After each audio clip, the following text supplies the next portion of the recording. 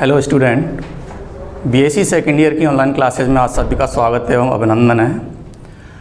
आज की जो हमारी बीएससी की क्लास स्टार्ट हो रही है, इस बीएससी की क्लासेज के अंदर आज हम थोड़ा सिलेबस का डिस्कशन करेंगे और उसके बाद में जो हम पेपर स्टार्ट करने वाले हैं उस पेपर का जो इंट्रोडक्शन है उस इंट्रोडक्शन को बताते हुए आज हम फर्स्ट टॉपिक स्टार्ट करने वाले हैं। तो स्टार्ट करते हैं। सबसे पहले हम बीएससी पार्ट सेकंड की बॉटनी के बारे में, और सबसे पहले हम यहाँ पर डिस्कस करने वाले हैं सिलेबस का।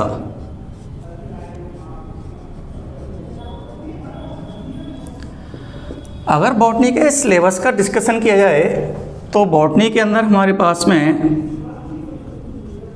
3 पेपर हैं, जिसमें जो सबसे पहला पेपर है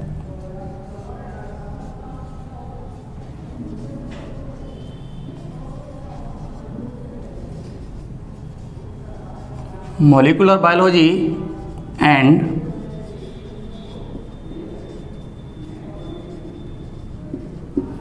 बायोटेक्नोलॉजी। ये तो हमारा फर्स्ट पेपर है। सेकंड जो पेपर है वो है प्लांट फिजियोलॉजी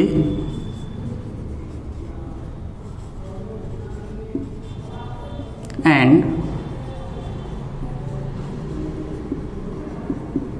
बायोकेमिस्ट्री। ये सेकंड पेपर। बॉटनी के अंदर जो थर्ड पेपर है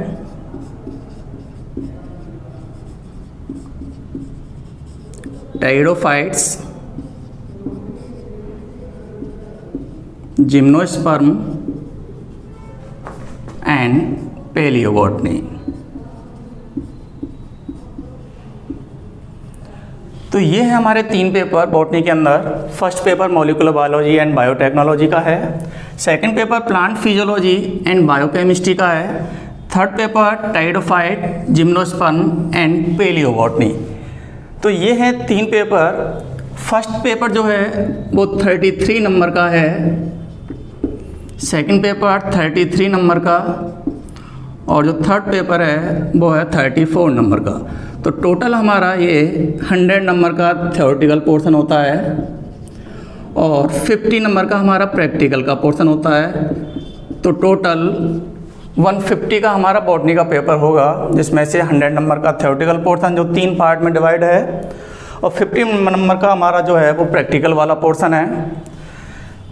इस 100 नंबर के पोर्शन में से हमें 36 नंबर लाने हैं पासिंग मार्क, और इधर 50 में से 17 नंबर लाने हैं। तो कुल मिलाकर के यहाँ पर हमें हर एक पेपर के अंदर 12 नंबर लेकर के आने हैं पासिंग मार्क के लिए।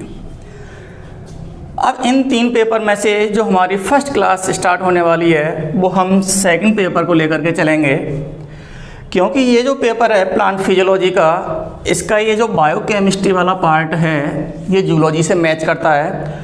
जूलॉजी के अंदर जो सेकंड पेपर है एनिमल फिजियोलॉजी एंड बायोकेमिस्ट्री, तो इस बायोकेमिस्ट्री का जो पोर्शन है वो जूलॉजी से मैच करेगा, इसलिए हमें ये बॉटनी वाली क्लासेस के अंदर ही कंप्लीट करना है। तो आज हम यहाँ पर प्लांट फिजियोलॉजी और बायोकेमिस्ट्री जो सेकंड पेपर है इसके बारे में डिस्कशन करेंगे।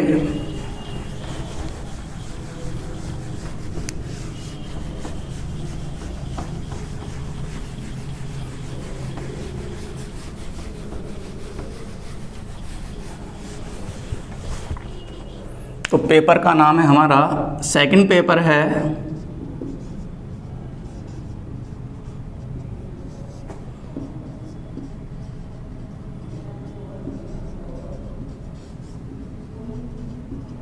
प्लांट फिजियोलॉजी एंड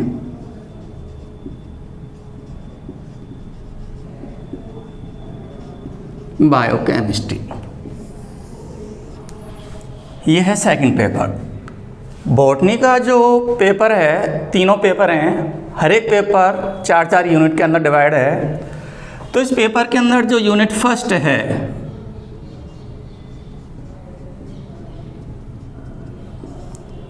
इस यूनिट के अंदर सबसे पहला जो टॉपिक है वो है वाटर रिलेशन का।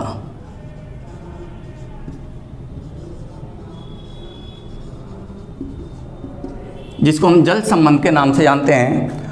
और वाटर रिलेशन वाले टॉपिक के अंदर हमें सबसे पहले एक तो डिफ्यूजन के बारे में पढ़ना है, जिसको हम विसरण कहते हैं। इसके बाद में जो दूसरा पॉइंट पढ़ना है वो ऑस्मोसिस, परासरण। इसके बाद में टीपी, टर्गर प्रेशर, या इसको हम स्फीति दाब कहते हैं। डब्ल्यूपी, बॉल प्रेशर, या इसको हम भित्ति दाब के नाम से भी जानते हैं। इसके बाद में डीपीडी, डिफ्यूजन प्रेशर डेफिसिट या विसरण दाब न्यूनता। इसके बाद में प्लाज्मोलाइसिस,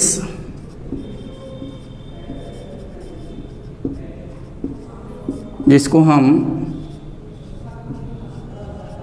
जीव द्रव्य कुंचन के नाम से जानते हैं। और एक टॉपिक पढ़ना है हमें वाटर पोटेंशियल, जिसको हम जल विभव कहते हैं। तो ये जितनी भी टॉपिक हैं ये सब हमें वाटर रिलेशन के अंदर पढ़ने हैं। इसके बाद में नेक्स्ट पॉइंट आता है ट्रांसपिरेशन, जिसको हम बाष्पोत्सर्जन कहते हैं। इसके बाद में नेक्स्ट पॉइंट है एब्जॉर्प्शन ऑफ वाटर, जल अवशोषण।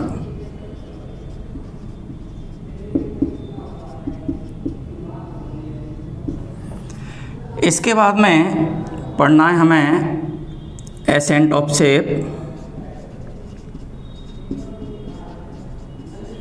जिसको हम रसारोहण के नाम से जानते हैं। इसके बाद में नेक्स्ट पॉइंट आता है मिनरल्स एंड मिनरल्स अपटेक, खनिज और खनिज लवणों को ग्रहण करने की विधि। और एक टॉपिक इसमें ट्रांसलोकेशन ऑफ सॉल्यूट। तो यहाँ तक तो हमारी फर्स्ट यूनिट कंप्लीट होती है, जिसके अंदर हमें ये सारे टॉपिक्स डिस्कस करने हैं। जो सेकंड यूनिट है, छोटी यूनिट है ये, इसके अंदर हमें दो टॉपिक पढ़ने हैं। एक तो पढ़ना है इसके अंदर हमें फोटोसिंथेसिस, प्रकाश संश्लेषण।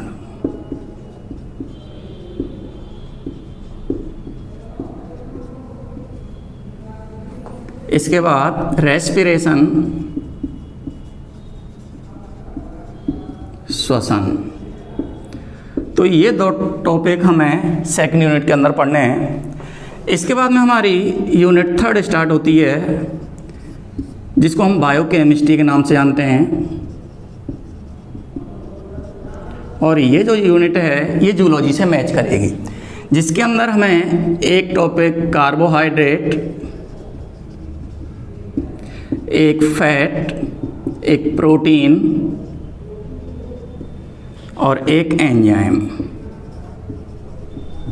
ये 4 टॉपिक या 4 चैप्टर डिस्कस करने हैं। और जो हमारी लास्ट यूनिट है, यूनिट 4th, इसके अंदर सीड डोरमेंसी एंड जर्मिनेशन, बीज प्रसुप्तता और बीज अंकुरण, एक प्लांट हार्मोन,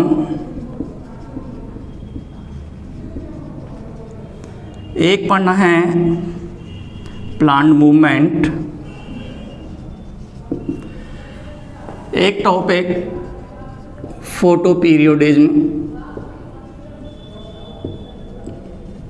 और एक टॉपिक पढ़ना है बर्नेलाइजेशन।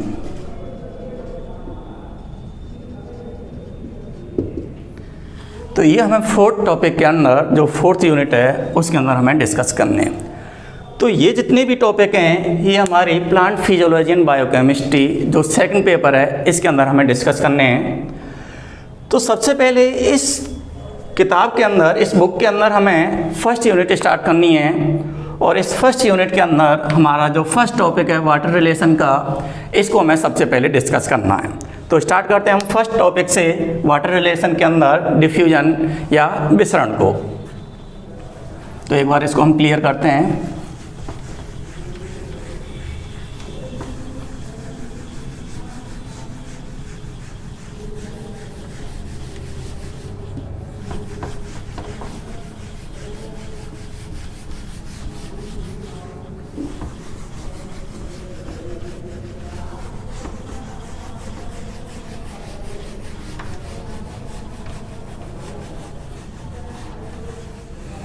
देखिए, सबसे पहले हमारा टॉपिक है डिफ्यूजन। फर्स्ट टॉपिक है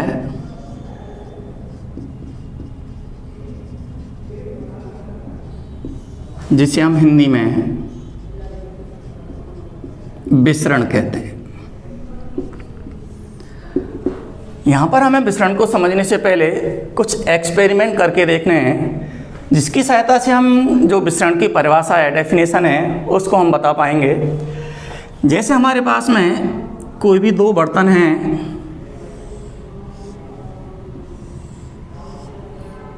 दोनों का साइज एक जैसा है। एक के लिए हमने ए नाम दिया हुआ है, एक के लिए बी नाम दिया हुआ है। जो हमारा पहला बर्तन है इसके अंदर जैसे हम सपोज करके चलते हैं ये पानी भरा हुआ है और इसका लेवल हमारा यहाँ तक है। दूसरा जो बर्तन है इसके अंदर भी पानी है, लेकिन इसका जो लेवल है वो पहले के कंपेयर में थोड़ा कम है। एक तो एक्सपेरिमेंट हमें ये करके देखना है। दूसरे एक्सपेरिमेंट के अंदर कोई भी एक बर्तन है, इसके अंदर हमने यहाँ पर KMnO4 इसके क्रिस्टल रख रखे हैं। तीसरे एक्सपेरिमेंट के अंदर कोई भी परफ्यूम की बोतल है, उसके अंदर परफ्यूम भरा हुआ है, गैस भरी हुई है। तो इन तीनों एक्सपेरिमेंट से हम इसकी डेफिनेशन देना चाहेंगे। यहाँ पर फर्स्ट जो एक्सपेरिमेंट है, इस एक्सपेरिमेंट के अंदर अगर हम इन दोनों ए और बी जो हमारे पास में बर्तन हैं, इनको हम किसी भी एक नली के माध्यम से अगर कनेक्ट कर दें तो इसमें क्या होगा, जिस बर्तन के अंदर जल की मात्रा अधिक है वो जल अधिक से कम की तरफ गति करेगा या प्रवाह होगा, और ये जल इस बर्तन बी वाले बर्तन के अंदर जाएगा। सेकेंड एक्सपेरिमेंट को देखें तो यहाँ पर, क्योंकि यहाँ पर तो ये लिक्विड फॉर्म के अंदर था,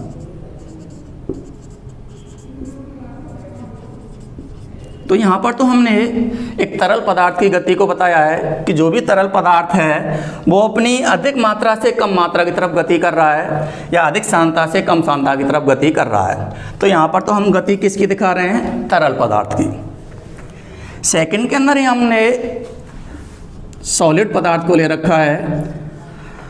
अब ये जो KMnO4 के क्रिस्टल हैं, अगर इसको हम जल के अंदर घोलें तो कुछ समय बाद ये जो क्रिस्टल हैं वो जल के अंदर समान रूप से वितरित हो जाते हैं और इनके वितरण होने के कारण जो जल का रंग है वो हमें दिखाई देता है। तो ये दूसरा एक्सपेरिमेंट हुआ। तीसरे एक्सपेरिमेंट के अंदर ये जो परफ्यूम है या जो गैस है, अगर हम किसी कमरे के एक कॉर्नर में जा कर के खोलते हैं तो सबसे पहले इसकी जो कंसंट्रेशन थी वो एक कॉर्नर पर ज़्यादा होगी, लेकिन कुछ समय बाद इसकी जो सांद्रता है वो पूरे कमरे के अंदर फैल जाएगी। तो इसके अंदर भी जो गैस है वो अधिक से कम की तरफ प्रवाहित हो रही है। इसके अंदर भी जो सॉलिड पदार्थ जो क्रिस्टल हैं वो अधिक से कम मात्रा की तरफ प्रवाहित हुए हैं। तो मतलब इन तीनों एक्सपेरिमेंट से हम क्या कहना चाह रहे हैं, भले ही हमारे पास में ठोस हो, द्रव हो या गैस हो, तीनों के अंदर हम यहाँ पे मूवमेंट दिखा रहे हैं। और हमेशा हमें एक बात ध्यान रखनी है, किसी भी पदार्थ का, भले वो ठोस, द्रव या गैस सही, इसका फ्लो कब होता है, जब डिफरेंस होगा। डिफरेंस का मतलब एक साइड में अधिक मात्रा हो और एक साइड में कम मात्रा हो, तो इस डिफरेंस के कारण ही जो पदार्थ होता है वो मूवमेंट करेगा या उसका फ्लो हम दिखा सकते हैं। तो हमने यहाँ पर जो विसरण शब्द लिख रखा है इसकी परिभाषा क्या होगी, ठोस, जैसे हमने यहाँ पर KMnO4 के क्रिस्टल ले रखे हैं, द्रव जल के रूप में हम यहाँ पे काम में ले रहे हैं, एवं गैस के अणु या आयन, क्योंकि हम इन दोनों के अणु या आयन किसी का भी काम में ले सकते हैं, तो ठोस, द्रव एवं गैस के अणु या आयन का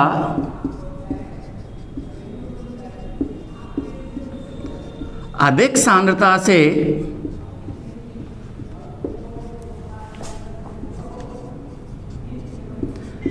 कम सांद्रता की तरफ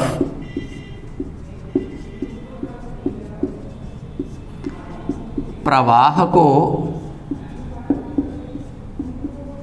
क्या कहेंगे? विसरण कहते हैं। तो ये तो हमारी विसरण की परिभाषा हो गई, जिसके अंदर हम ठोस, द्रव या गैस तीनों में से किसी को भी ले सकते हैं, इसके अणु भी हो सकते हैं या आयन भी हो सकते हैं। तो ठोस, द्रव एवं गैस के अणु या आयन का अधिक सांद्रता से कम सांद्रता की तरफ जो प्रवाह होता है उसको हम किस नाम से जानते हैं? विसरण या डिफ्यूजन के नाम से जानते हैं। तो ये तो हो गई इसकी परिभाषा। इसके बाद में ये जो डिफ्यूजन है, इसकी हमें विशेषताएं दिखानी है। इसके अंदर कौन कौन से कैरेक्टर्स हो सकते हैं या कौन कौन सी इसकी विशेषताएं हो सकती हैं। तो डेफिनेशन के बाद में दूसरा पॉइंट आता है विशेषताएं।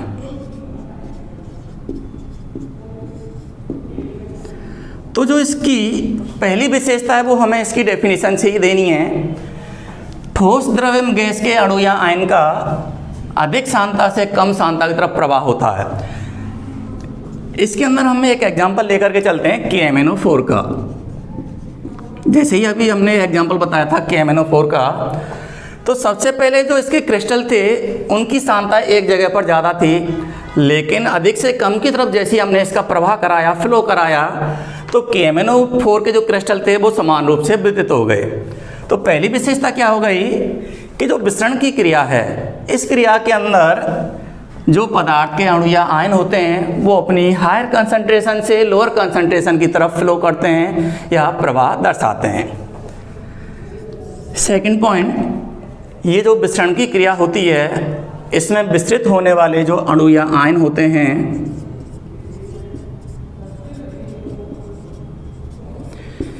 इनकी जो गति होती है वो रैंडमली होती है, या ये रैंडम गति दर्शाते हैं। और रैंडम गति से यहाँ पर मतलब ये अणु या आयन कब तक गति करेंगे या इनकी गति करने का रीजन क्या होता है। तो इसका जो रीजन है वो क्या बताया गया है, इनके अंदर उपस्थित जो गतिज ऊर्जा होती है, काइनेटिक एनर्जी, जितनी अधिक गतिज ऊर्जा इनके पास में होगी वो उतनी ही तीव्रता से अपनी गति को दर्शा सकते हैं। तो दूसरी विशेषता क्या हो गई कि जो अणु या आयन होते हैं विसरण की क्रिया के अंदर वो रैंडमली मूवमेंट दर्शा सकते हैं।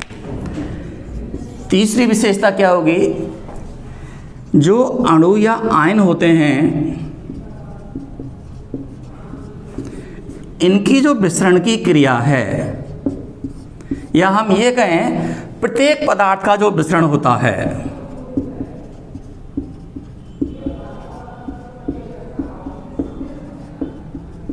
प्रत्येक पदार्थ का विसरण दूसरे पदार्थ के विसरण से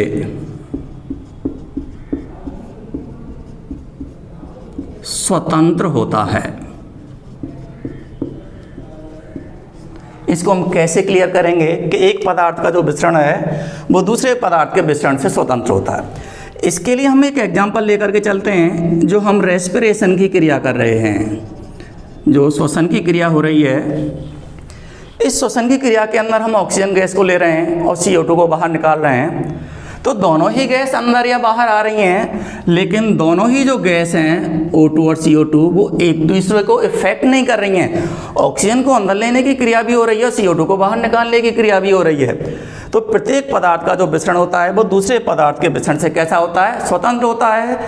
एक दूसरे को ये इफेक्ट या प्रवाहित नहीं करते हैं। नेक्स्ट पॉइंट, अगर इस विसरण की क्रिया को देखें तो इसके अंदर जो पदार्थों के विसरण को हम देख रहे हैं, प्रत्येक पदार्थ के विसरण की जो गति होती है वो दूसरे से स्वतंत्र होती है। हमारे पास में 3 पदार्थ हैं, ठोस, द्रव और गैस। अगर इन तीनों की कंपेयर की जाए कि किस पदार्थ के अंदर विसरण की क्रिया ज़्यादा हो सकती है, तो सबसे ज़्यादा जो विसरण की क्रिया होगी वो किसके अंदर पाई जाएगी? गैस के अंदर। इसके बाद में द्रव के अंदर विसरण की क्रिया होगी और सबसे कम किसके अंदर होगी? ठोस के अंदर। तो ये क्वेश्चन भी पूछ लिया जाता है, इन पदार्थों को विसरण की गति के अनुसार या विसरण की जो रेट या जो दर होती है उसके अनुसार हमें एडजस्ट करना है। तो सबसे ज़्यादा विसरण की क्रिया गैस के अंदर होगी, उसके बाद में द्रव के अंदर, और सबसे कम किसके अंदर होगी? ठोस के अंदर होगी। तो ये पॉइंट तो हो गए विसरण की विशेषता के। इसके बाद में अगर विसरण को प्रभावित करने वाले कारकों के बारे में पूछा जाए, प्रभावित करने वाले कारक, तो नेक्स्ट टॉपिक है हमारा विसरण को प्रभावित करने वाले कारक, factor affecting rate of diffusion, या विसरण की दर को प्रभावित करने वाले कारक। सबसे पहले इसके अंदर हम डिफ्यूजन को हम डी सिंबल दे रहे हैं। तो जो विसरण की क्रिया है वो टेम्परेचर के समानुपाती होती है। मतलब अगर हम किसी भी पदार्थ के टेम्परेचर को बढ़ाएंगे तो जो रेट ऑफ डिफ्यूजन है या जो विसरण की दर है वो भी कैसी होगी? अधिक होगी। अगर टेम्परेचर कम होगा तो डिफ्यूजन की रेट भी कैसी होगी? कम होगी।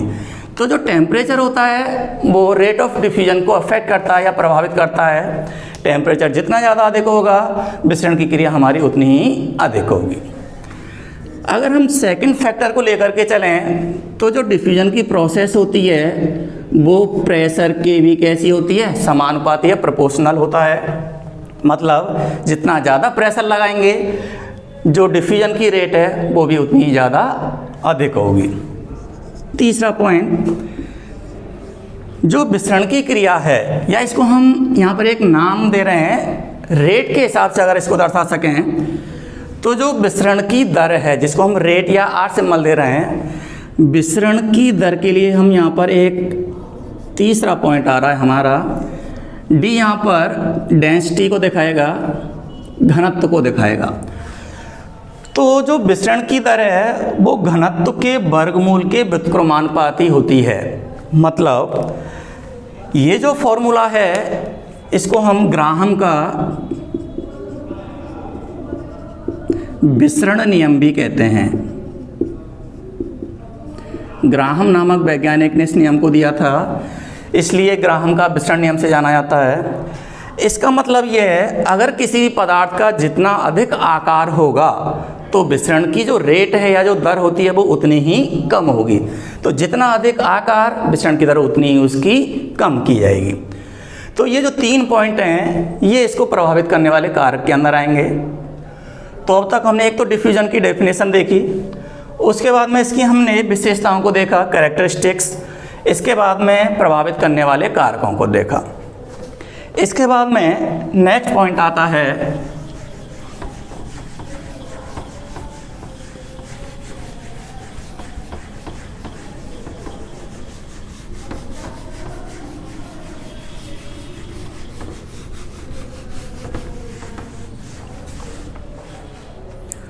तो 3 के बाद में अगर हम आगे डिस्कस करें डिफ्यूजन प्रोसेस के अंदर, तो नेक्स्ट पॉइंट विसरण की क्रिया के अंदर हम यहाँ पर लेकर के चल रहे हैं डीपी, जिसको हम डिफ्यूजन प्रेशर के नाम से जानते हैं। डिफ्यूजन की प्रोसेस तो हमने देख ली या इसकी डेफिनेशन तो देख ली, लेकिन अब डिफ्यूजन प्रेशर को समझना है।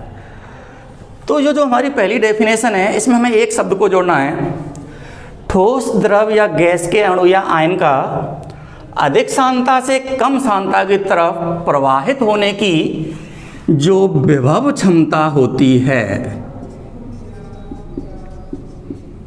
उस विभव क्षमता को हम किस नाम से जानते हैं? डिफ्यूजन प्रेशर या विसरण दाब के नाम से जानते हैं। जो पोटेंशियल कैपेसिटी है ठोस, द्रव या गैस के अणु या आयनों की, अधिक से कम सांद्रता की तरफ प्रवाहित होने की जो विभव क्षमता है, उसी विभव क्षमता को हम किस नाम से जानते हैं? डीपी या डिफ्यूजन प्रेशर के नाम से जानते हैं। या दूसरी परिभाषा भी अगर हम इसकी देना चाहें तो जो ठोस द्रव या गैस के जो अणु या आयन हैं, इनका माध्यम पर जो प्रभाव होता है, तो माध्यम पर इनके प्रभाव को ही हम किस नाम से जानते हैं? डिफ्यूजन प्रेशर के नाम से जानते हैं। तो ये तो हो गया डिफ्यूजन प्रेशर, लेकिन सबसे इम्पोर्टेंट जो पॉइंट है वो भी इसी डीपी से ही हमें निकालना है। जो आगे जो हम ऑब्जेक्टिव क्वेश्चन सॉल्व करेंगे उसके अंदर ये 2 पॉइंट हमें आगे काम में आने वाले हैं। सबसे पहला पॉइंट है कि जो डिफ्यूजन प्रेशर की प्रोसेस है, अगर इसके अंदर हम वाटर फ्लो को देखना चाहें, जल के प्रवाह को देखना चाहें कि जल का प्रवाह अधिक से कम की तरफ हो रहा है या कम से अधिक की तरफ हो रहा है, तो अगर हमारे पास में डिफ्यूजन प्रेशर या डीपी है, तो जो जल का प्रवाह होगा वो हमेशा ही अधिक डीपी से कम डीपी की तरफ होगा। ये पॉइंट हमें हमेशा ही याद रखना है। सबसे इम्पोर्टेंट पॉइंट है इस टॉपिक का कि डीपी के अंदर जो जल का प्रवाह है, फ्लो ऑफ वाटर जो होता है डिफ्यूजन प्रेशर के अंदर, वो हमेशा अधिक डीपी से हमें किसकी तरफ करना है? कम डीपी की तरफ ही करना है। मतलब जैसे अगर हमारे पास में कोई भी 2 सेल हैं, एक सेल है ए और दूसरी सेल है बी, इसके अंदर जो डीपी का मान है अगर हम उसको 5 मान के चलें और दूसरी सेल बी के अंदर डिफ्यूजन का मान अगर हम 10 मान के चलें, तो किस सेल का जल किस सेल के अंदर प्रवेश करेगा? तो हमें यहाँ पर मालूम है कि जो जल का प्रवाह होता है वो हमेशा अधिक डीपी से किधर की तरफ हो रहा है? कम डीपी की तरफ। और डीपी का मान अधिक किसका है? बी सेल का है। तो जो बी सेल का जल है वो हमेशा किस सेल के अंदर प्रवेश करेगा? ए सेल के अंदर। मतलब जिधर भी हमारा डीपी की वैल्यू अधिक होगी तो उस अधिक वैल्यू से कम वैल्यू की तरफ डीपी का प्रवाह होगा या जल का प्रवाह होगा। तो ये हमेशा हमें याद रखना है। दूसरा पॉइंट हमें क्या याद रखना है कि जो डिफ्यूजन प्रेशर की प्रोसेस है, इसके अंदर जो जल का डीपी है वो हमेशा कैसा होता है? मैक्सिमम होता है। जल का विसरण दाब हमेशा हमें मैक्सिमम ही रखना है, क्योंकि आगे जाकर के हम ओपी भी पढ़ेंगे, ऑस्मोटिक प्रेशर या परासरण दाब के बारे में भी पढ़ेंगे। वहाँ पर हम इसका रिवर्स करेंगे, जल का परासरण दाब हमें वहाँ पर 0 करना पड़ेगा। तो ये दोनों पॉइंट हमें आगे तक याद रखने हैं। इसके बाद में लास्ट पॉइंट हमारा आता है इस टॉपिक के अंदर, जो विसरण है इसका प्लांट के लिए क्या इम्पोर्टेंस है, विसरण का महत्व। तो महत्व के अंदर अगर हम देखना चाहें कि प्लांट के अंदर जितनी भी क्रियाएं हैं, क्योंकि बॉडी के अंदर बहुत सारी उपापचयी क्रियाएं होती हैं और इन क्रियाओं के अंदर हमेशा कोई भी तरल पदार्थ है अगर हम उसकी मूवमेंट देखना चाहें तो मूवमेंट हमेशा अधिक से कम की तरफ ही होती है। तो अगर जल अवशोषण की क्रियाविधि को देखें, बाष्पोत्सर्जन की क्रियाविधि को भी देखें या जल अवशोषण की क्रियाविधि में भी निष्क्रिय अवशोषण की क्रिया को देखें, तो ये सभी जितनी भी क्रियाएं हैं ये विसरण के नियम के अनुसार ही की जाती हैं। और विसरण का नियम क्या है कि ठोस द्रव या गैस के जो अणु या आयन हैं वो हमेशा अधिक सांद्रता से कम सांद्रता की तरफ ही प्रवाहित होते हैं। तो जो हमारा पहला टॉपिक था जल संबंध वाटर रिलेशन का, उसके अंदर जो हमारा फर्स्ट टॉपिक है डिफ्यूजन, ये कंप्लीट होता है, जिसके अंदर सबसे पहले हमने इसकी डेफिनेशन को बताया, उसके बाद में इसकी कैरेक्टरिस्टिक्स जो विशेषताएं थी उनका डिस्कशन किया, उसके बाद में प्रभावित होने वाले कारक, उसके बाद में डीपी डिफ्यूजन प्रेशर के बारे में बताया और लास्ट टॉपिक था हमारा इसके महत्व के बारे में। इसी टॉपिक से रिलेटेड यहाँ पर एक शब्द और दे रखा है पारगम्यता, जिसको हम परमिएबिलिटी के नाम से जानते हैं। इम्पोर्टेंट टॉपिक है और ऑब्जेक्टिव क्वेश्चन भी जितने भी कॉम्पिटिटिव एग्जाम है उसमें भी इसमें से बहुत सारे क्वेश्चन पूछे जाते हैं। तो सबसे पहले हमें इसी टॉपिक को समझना है। सबसे पहले शब्द आता है पारगम्य, परमिएबल। पारगम्य क्या होता है उसके बाद में हम डिस्कस करेंगे पारगम्यता या परमिएबिलिटी का। जैसे अगर मान के चलें कोई भी वस्तु है और उस वस्तु में से अगर कोई भी पदार्थ आर पार आ जा रहा है तो ऐसी वस्तु तो क्या कहलाएगी? पारगम्य, परमिएबल वस्तु कहलाएगी। ऐसी कोई भी वस्तु जिसमें से कोई भी पदार्थ के रूप में हम यहाँ पर विलेय भी ले सकते हैं और विलायक भी ले सकते हैं, सॉल्यूट भी ले सकते हैं और सॉल्वेंट का भी हम यहाँ पर उपयोग कर सकते हैं। तो पारगम्य का मतलब होता है किसी भी वस्तु में से अगर कोई भी पदार्थ आर पार जा रहा है तो ऐसी वस्तु क्या कहलाएगी? पारगम्य कहलाएगी। और वस्तु के इस गुण को हम क्या कहेंगे? परमिएबिलिटी या पारगम्यता के नाम से जानते हैं। तो ये तो इसकी दोनों डेफिनेशन के बारे में हो गया। इस पारगम्यता के आधार पर हमें मेम्ब्रेन के बारे में या झिल्लियों के बारे में बताना है। पारगम्यता या परमिएबिलिटी के बेसिस पर 4 प्रकार की झिल्लियों को बताया गया है, जिसमें से जो सबसे पहली झिल्ली है उसको हम बोलते हैं पारगम्य, परमिएबल। पारगम्य झिल्ली से मतलब क्या होता है? मतलब ऐसी झिल्ली जिसमें विलेय और विलायक के अणु या जो आयन होते हैं वो आर पार आ जा सकते हों तो ऐसी झिल्ली को हम किस नाम से जानेंगे? पारगम्य झिल्ली। डेफिनेशन नहीं पूछी जाएगी, केवल इसके हमें एग्जाम्पल्स याद रखने हैं। तो ऐसी कौन सी झिल्ली है जो पारगम्य या परमिएबल मेम्ब्रेन के रूप में कार्य करती है? तो इसमें एग्जाम्पल आता है सेल वॉल का, कोश का भित्ति का। तो जो कोश का भित्ति होती है उसमें विलेय और विलायक के जो अणु या जो आयन होते हैं वो आर पार आ जा सकते हैं। कोई भी इसमें पाबंदी नहीं होती है कि नहीं विलेय के अणु ही आएंगे या विलायक के अणु ही आएंगे, तो दोनों ही पदार्थ इसके आर पार आ जा सकते हैं। दूसरा आता है अपारगम्य, इम्परमिएबल। इम्परमिएबल मेम्ब्रेन या अपारगम्य झिल्ली किसको कहेंगे? मतलब ऐसी झिल्ली जो विलायक के लिए तो पारगम्य हो नहीं। इसमें पारगम्य तो हमने क्या बताया कि कोई भी पदार्थ आर पार आ जा सकता है, वो तो क्या कहलाएगी? पारगम्य। लेकिन अपारगम्य या इम्परमिएबल का मतलब क्या होगा? ऐसी झिल्ली जिसके अंदर ना तो विलेय के अणु आ सकते हैं, ना इससे बाहर जा सकते हैं, ना विलायक के अणु आ सकते हैं, ना इससे बाहर जा सकते हैं। तो ऐसी झिल्ली जो विलेय और विलायक के लिए पूर्णतः कैसी हो? अपारगम्य हो, उसको हम किस नाम से जानते हैं? अपारगम्य झिल्ली या इम्परमिएबल। जिसमें विलेय और विलायक के आने और जाने की पूर्णतः पाबंदी हो उसको हम अपारगम्य झिल्ली कहेंगे। और इसका एग्जाम्पल है कॉर्क सेल वॉल या क्यूटेन सेल वॉल। मतलब जो सेल वॉल है इसके ऊपर यदि कॉर्क का जमाव हो जाता है तो ये जो कॉर्क सेल या जो क्यूटिन सेल वॉल होगी ये पूर्णतः कैसी हो जाएगी? अपारगम्य हो जाएगी। तो ये दोनों एग्जाम्पल किसके हैं? इम्परमिएबल मेम्ब्रेन के। तीसरा एग्जाम्पल आता है अर्धपारगम्य, सेमी परमिएबल मेम्ब्रेन। और सेमी परमिएबल मेम्ब्रेन का मतलब क्या होता है? ऐसी झिल्ली जो विलायक के अणुओं के लिए तो हो पारगम्य, मतलब जिसमें जल के अणु तो इसके अंदर या बाहर आ जा सकते हो, लेकिन विलेय के अणुओं के लिए पूर्णतः कैसी हो? अपारगम्य। तो जल के लिए तो इसमें आज़ादी है कि इसके अंदर आ सकते हैं और बाहर जा सकते हैं, लेकिन विलेय के अणु या आयन ना तो इसके अंदर आ सकते हैं और ना इससे बाहर जा सकते हैं। ऐसी झिल्ली को हम किस नाम से जानेंगे? अर्धपारगम्य झिल्ली या सेमी परमिएबल मेम्ब्रेन कहेंगे। और इसका एग्जाम्पल होता है चर्मपत्र, जिसको हम पर्चमेंट पेपर के नाम से भी जानते हैं, और एक है गोट ब्लैडर। ये दोनों ही एग्जाम्पल सेमी परमिएबल मेम्ब्रेन के। लास्ट पॉइंट आता है चयनात्मक पारगम्य, सेलेक्टिवली परमिएबल मेम्ब्रेन।